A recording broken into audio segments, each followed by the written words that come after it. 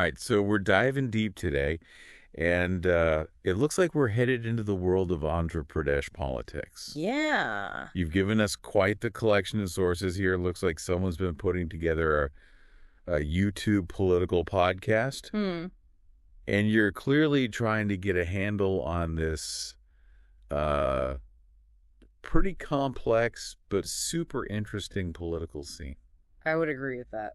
One thing that jumped out at me just glancing through this stuff, Andhra Pradesh has like crazy high voter turnout, way above the national average. Oh, absolutely, yeah. The level of engagement in Andhra Pradesh is pretty remarkable. Like everyone's really invested. Yeah, it's a state where every election feels high stakes. Yeah. You know, it's not just a routine thing. It feels personal. Yeah, it's very connected to people's everyday lives and hopes and anxieties. Okay, so to wrap our heads around this, imagine like Andhra Pradesh politics is a stage. Okay. And we've got all these actors, right? Mm-hmm. All vying for the spotlight. Yeah, that's a great way to think about it. So let's meet some of these key players. First off, we have the Indian National Congress, the INC. Right. They were kind of the top dog for decades. Well, a very long time. Yeah, but post-2014, post that split, when Telangana was formed, Huge turning point. they've been having a tougher time. Yeah, they have. It's seen as a bit of a failure on their part, how that whole separation went down. They haven't quite recovered, have they? Not really, no. Struggling to connect with voters the way they used to.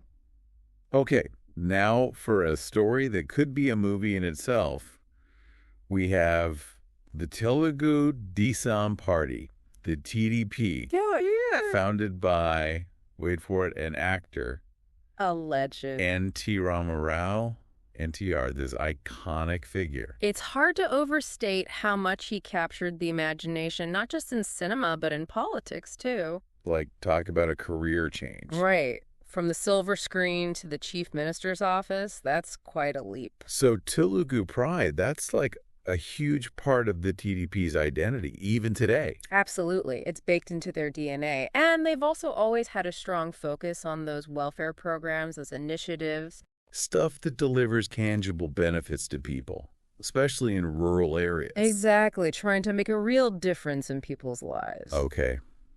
Then we've got the Yuvajana Shramika Rithu Congress Party, or YSRCP. Bit of a mouthful, but it's a force to be reckoned with. YSRCP. It's easier. Much easier. Led by YS Jagan Mohan Reddy. You might recognize that last name. Oh, for sure. His father, YS Rajasekhar Reddy, he was wildly popular. Oh, yeah, incredibly so. People still talk about him with real affection. And so Jagan's kind of stepping into those shoes to an extent. Definitely leveraging that family legacy, you know, that sense of connection, of carrying on the torch. But, I mean, they're not just riding on coattails here, right? They've got their own thing going. Oh, yeah. They've carved out their own path. Their platform's built on welfare schemes that, you know, have echoes of his father's policy. A bit of a family tradition, you could say. In a way, yes. But it's resonating with people, clearly. Okay, hold on. Because we have another party founded by guess what? Another actor. It seems Andhra Pradesh has a thing for movie stars entering politics. It's wild. So the Jana Sena Party, or JSP, led by Pawan Kalyan. Interesting figure. Definitely shakes things up. And they're presenting themselves as the voice of the common man. But It's a crowded field, isn't it? Lots of competition for that space. it's tough out there. It really is. But it's interesting, though, isn't it, how these family ties, these legacies, they're woven into the fabric of politics here. Like, it's not just about policies. It's also about, like, these personalities, these histories. Yeah, the Reddys, the rise of the YSRCP, and how NTR's legacy still shapes the TDP today. It adds, like, an extra layer of drama to the whole scene. For sure. Makes it more than just abstract political maneuvering. Definitely makes it more interesting. Yeah, it's fascinating. Okay, and then, of course, we have to mention the Bharatiya Janata Party, the BJP. The national players trying to make their mark in Andhra Pradesh. Right. They're the national party, but they're still like relative newcomers to the Andhra scene. Yeah, they're trying to expand their influence, but it's not easy. They need those strategic alliances with regional parties. That's how you gain ground, right? Got to make those connections. Exactly. It's all about building those relationships. Oh, and we can't forget, there are all these smaller parties, too. So many. Often, like, rooted in specific communities or regions. Right, representing those very localized interests. They might not be, like, statewide powerhouses, but they can definitely swing things, especially in those close races. they hold the balance of power sometimes. Absolutely. To really get Andhra Pradesh politics, you have to understand those local dynamics. It's like, it's not just the big names, it's also about those, like, smaller players and how they fit into the picture. It's about caste, community, regional interests. It all intersects. Super complex. Incredibly so. And it keeps things interesting, that's for sure. It's like every vote, every voice could make a difference. Absolutely. That's the beauty of it. So, all right, we've got our stage set, we've got our players. The drama is about to begin. But get this. In 2014, everything changed for Andhra Pradesh. Oh yeah, a real turning point. A major plot twist. Things were never quite the same after that. So buckle up, because it's about to get even more interesting from here. It certainly is. Welcome back. Glad to have you with us as we dig deeper into this pretty fascinating political landscape in Andhra Pradesh. Yeah, we've set the stage, we've met the players. We've got the main characters. But now let's fast forward to 2014. Ah, yes. 2014. The pivotal year, wouldn't you say? Absolutely. A real watershed moment in Andhra Pradesh politics. Because, okay, remember, this is the year that Telangana officially becomes its own state. Right. The state is split. And so now you have this new Andhra Pradesh facing its first election. And there's this sense of, uncertainty. Yeah, like A bit of a blank slate, politically speaking. a fresh start. Yeah, and that opens up space for new narratives, alliances, and, for parties to really challenge the established order.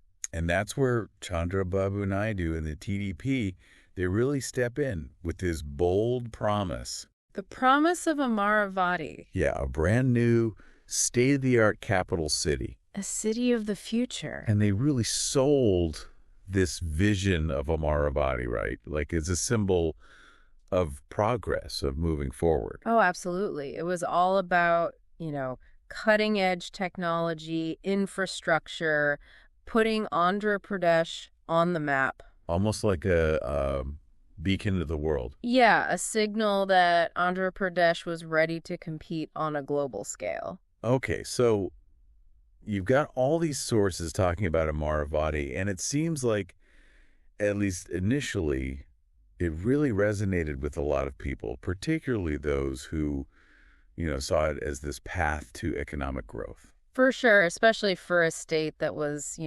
looking to reassert itself after the separation. And there's always a but in politics, right? It's always a catch. It seems like things didn't exactly go according to plan with Amaravati. No, they did not. It turned out to be much more complicated than perhaps the TDP had anticipated. Yeah, so where did things go off track? Well, the funding was a big issue. Right, because building a city from scratch, that's not cheap.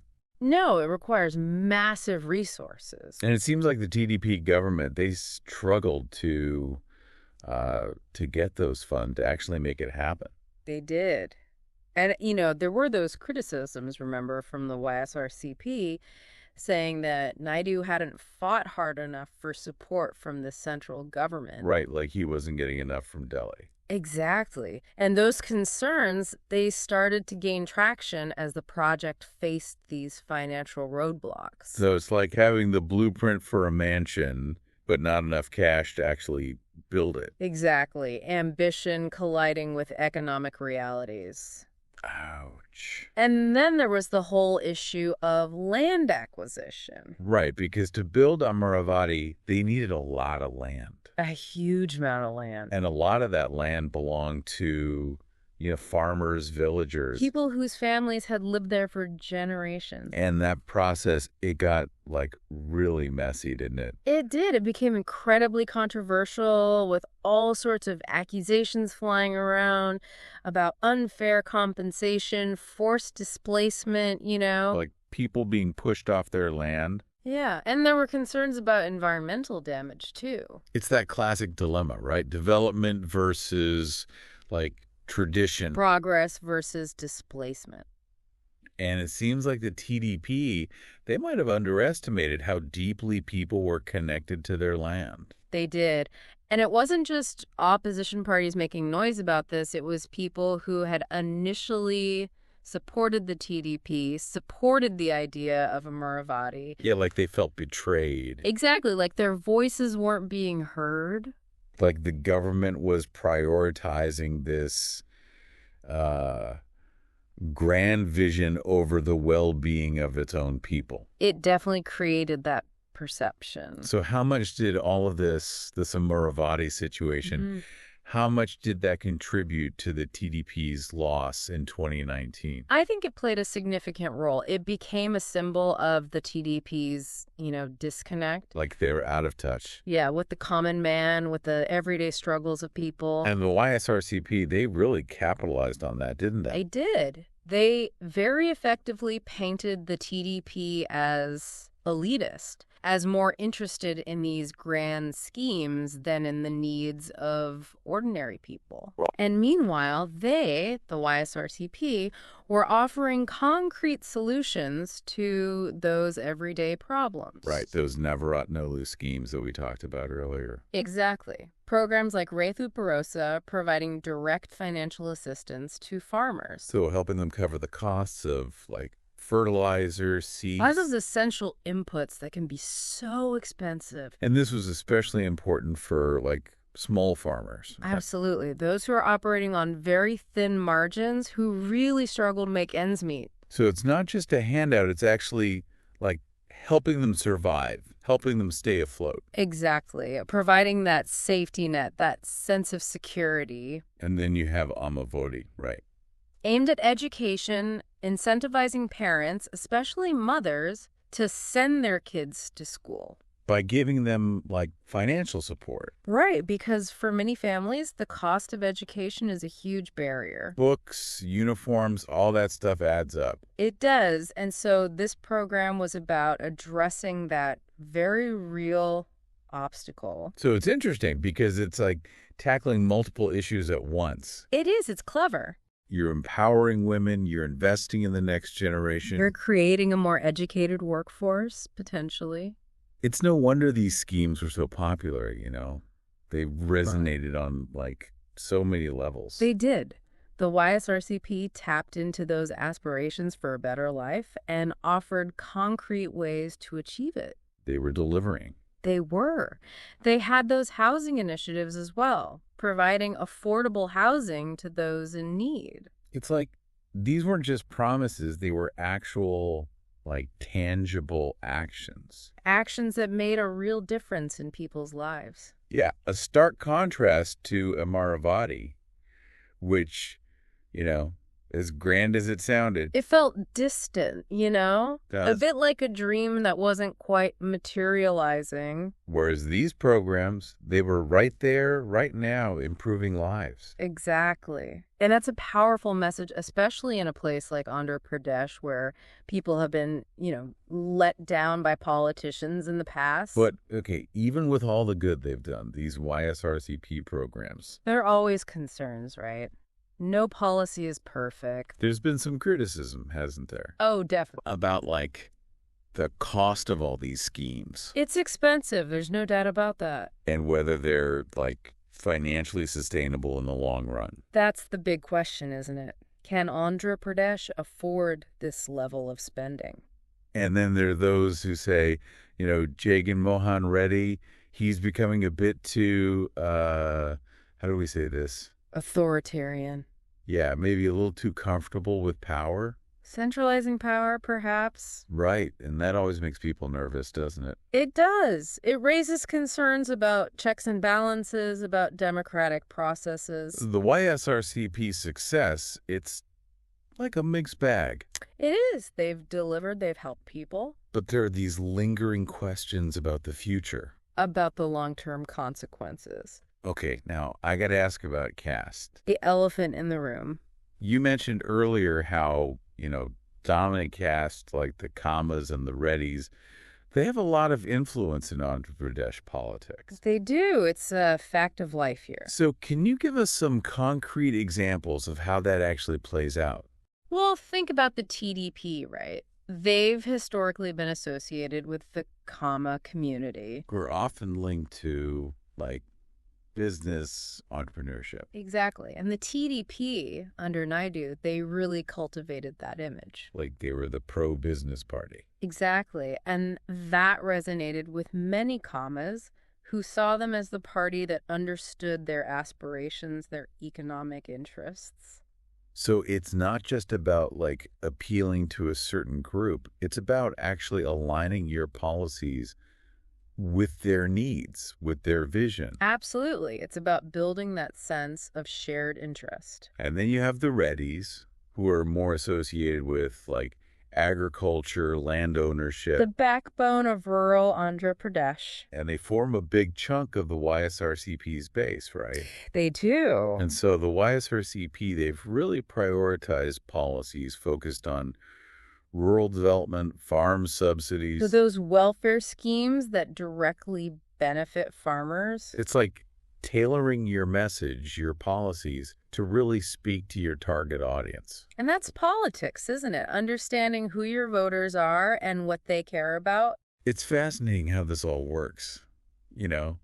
Caste and politics, they're so intertwined. It's a complex dance, for sure. It's like a chess game, where every move is calculated to win over a certain community. And those communities, they hold the keys to power. So we talked about the TDP, their rise and fall, the YSRCP, their ascent to power, this whole caste dynamic. It's a lot to take in.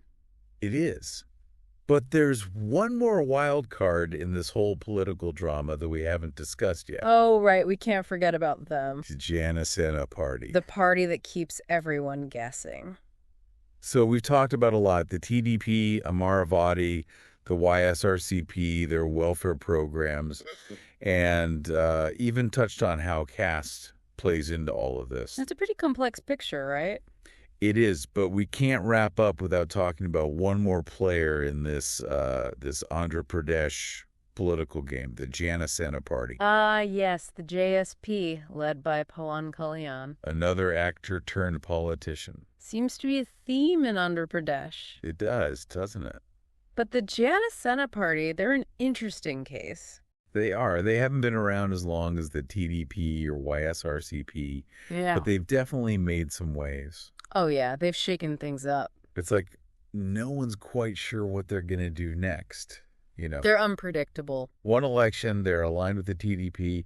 The next, they're joining forces with the BJP. It's hard to pin them down ideologically. It's like they're holding a bunch of wild cards. Exactly. And no one knows when or how they're going to play them. So what do you make of that, this unpredictable approach? Well, I think on the one hand, it keeps everyone on their toes, right? Keep things interesting. But it also makes it hard for voters to know what they stand for, where they're going. Like, what's their long game? Yeah, what's the vision? I mean, there's no doubt that Pawan Kalyan has charisma. He's got a huge following, especially among certain communities like the Kapas. Star power goes a long way in politics. It does, but translating that into a coherent political strategy, that's the challenge. It's one thing to win hearts and minds. It's another thing to actually govern, right? Exactly. And I think that's the question facing the Janasena party as we head towards 2024. Are they content with just being a spoiler? Or do they have bigger ambitions? Do they want to be the main event? And if so, what will that look like? Because their decision to ally with, say, the TDP or the BJP, that could have huge implications, couldn't it? Oh, absolutely. It could completely reshape the political landscape. So we'll have to wait and see. The 2024 elections are going to be very interesting, that's for sure. I have a feeling they will be. You know, it's interesting thinking about Andhra Pradesh. It's like, in many ways, it's a reflection of the bigger challenges and opportunities facing India as a whole, wouldn't you say? I think that's a really insightful observation. You see those same tensions playing out here, the pull between tradition and modernity, the urban-rural divide, this desire for economic progress, but also this grappling with questions of identity representation. It's like Andhra Pradesh is a microcosm of India. A testing ground for different models of development, different ways of being Indian. And the stakes are high, right? Yeah, very high. The decisions made here, they have a direct impact on people's lives. Think about those welfare programs we were talking about, the ones the YSRCP has implemented. They've made a real difference, lifted people out of poverty. But they've also raised questions about, long-term sustainability, fiscal responsibility. It's that classic balancing act, isn't it? It is meeting immediate needs while also planning for the future. Because you don't want to create solutions that create new problems down the line. Exactly. And that's what makes this whole discussion so fascinating, right? Because each party, they offer a different answer to that question, a different vision for how to achieve that balance. The TDP, with their emphasis on things like Amaravati, on these big infrastructure projects, they're betting on attracting investment, on making Andhra Pradesh a global player. Whereas the YSRCP, with their focus on these direct benefit programs, they're prioritizing the here and now, putting money in people's pockets, addressing those immediate needs. And then you have the Janasena Party, somewhere in the middle, trying to position themselves as the voice of the common man. But their vision for governance, it's still a bit of a mystery. It's like Andhra Pradesh is standing at a crossroads, with all these different paths ahead of it. So let's play a little game of what if.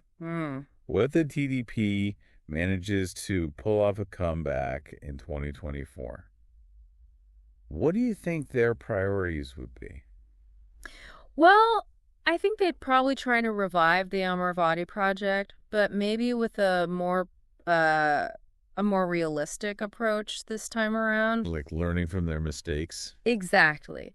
They'd have to address those concerns about land acquisition, the environmental impact, and they'd need to make a stronger case for the economic benefits, show people how it would actually improve their lives. And they'd have to rebuild trust, right? Oh, absolutely. They'd have to convince voters that they've listened, that they've changed. Like they're not just the party of the elite anymore. Right, that they actually care about the common man. Okay, so what about the YSRCP? Let's say they win a second term. What challenges do you think they'll face? Well, they're going to have to deal with the economic realities, right? All those welfare programs, they cost money. And there's concern about the debt, about whether it's sustainable. So they have to prove that they can be fiscal responsible while also delivering on their promises. Exactly. That they can balance the books without sacrificing those programs that have been so popular. And they'd also have to deal with those criticisms about Jagan Mohan Reddy's leadership style, right? Oh, for sure. Those concerns about authoritarian tendencies, those aren't going away. They'd have to show people that they're committed to democratic values, to transparency, to accountability. It's a tough needle to thread. Okay, now for the real wild card scenario. What if the Janasena Party wins?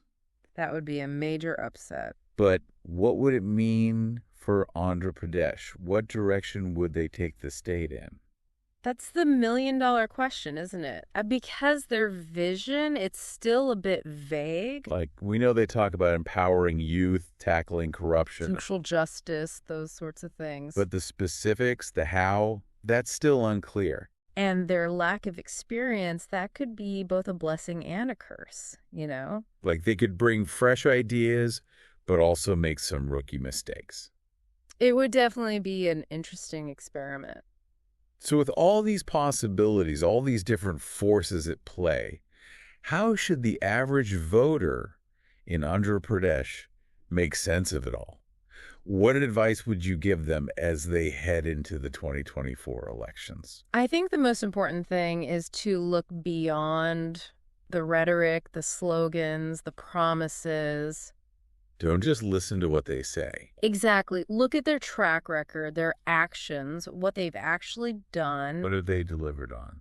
And think about their values, what they represent, what they stand for. Because ultimately, it's about choosing the vision for Andhra Pradesh that you believe in. It's about deciding what kind of future you want for yourself, for your family, for your community. And then making your voice heard. Through your vote. Well, I think we've covered a lot of ground here, explored some pretty complex issues. We've barely scratched the surface, I'd say. There's always more to learn. But hopefully, this deep dive has given you a better understanding of what's going on in Andhra Pradesh politics. And maybe spark some curiosity to learn even more. Because this story, it's far from over. The 2024 elections are just around the corner. So stay informed, stay engaged. And who knows, maybe you'll be part of writing the next chapter. The future of Andhra Pradesh is, in many ways, up for grabs. And that's both exciting and a little bit daunting, isn't it? It is, but that's democracy for you. The power is in the hands of the people. And on that note, we'll leave you to ponder all of this. And to make your own decisions.